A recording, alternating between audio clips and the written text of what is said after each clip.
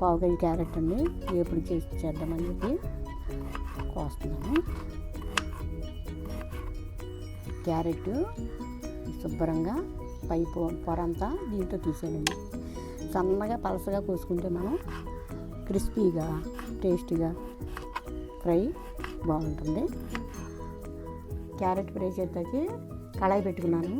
2 స్పూన్లు ఆయిల్ వేసుకున్నాను. Oil వేడుతుంది. Carrot ముక్కలు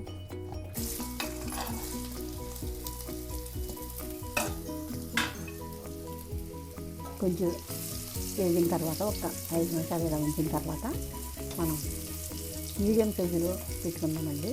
పొయ్యి మంట చల్లగా మగ్గితే బాగుంటుంది, లేకపోతే అడుగు వెళ్తుంది ముక్క. కొద్దిగా సాల్ట్ వేసుకుందాము, త్వరగా ఉడికిపోద్ది.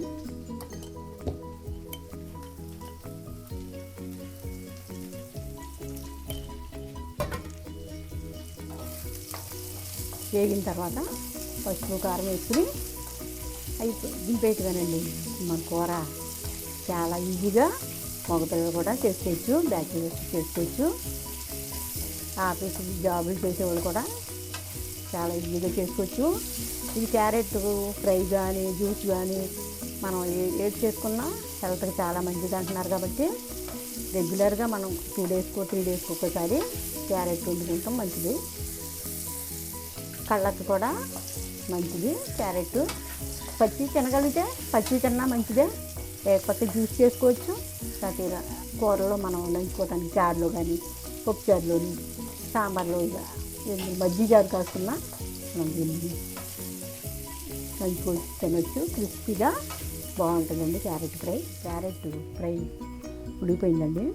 కొంచెం కరివేపాకు వేసుకున్నాను, చిటికెడు పసుపు, 1/2 స్పూన్ కారం, సాల్ట్ వేసాను. సరిపోయింది మాకు. మీకు సరిపోకపోతే కొంచెం వేసుకోవచ్చు. సాల్ట్ టేస్ట్ చూసుకుని కారం సాల్ట్ ఏదైనా వేసుకోవచ్చు. కూర అయిపోయిందండి, మన క్యారెట్ ఫ్రై అయిపోయింది. పొయ్యి కట్టేస్తున్నాను.